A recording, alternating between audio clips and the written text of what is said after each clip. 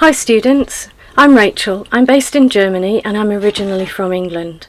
I describe myself as a UX engineer because I cover product strategy, user research, wireframing and prototyping, UI design, user testing and responsive development. I'm also knowledgeable about information architectures, database design, design thinking, design principles, Figma, Webflow and a few other related subjects. I have a Bachelor of Engineering in Product Design from Loughborough University in the UK and have worked for over 25 years spanning the roles of programmer, graphic artist, graphic designer, web designer and UX designer. I've worked for a lot of big name advertising agencies like Ogilvy and big names like Rolls-Royce, McDonald's and HSBC Bank. I now run my own freelance design studio called waveweb.design. I'm currently a tutor for the UX course at Foundry, and I've also been a mentor for that course.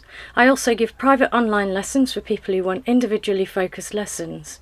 In the first session, we get to know each other and I learn about all about your goals. Then for private lessons, I create fun, personalised, interactive classes targeted to your learning goals. Let's have a chat soon.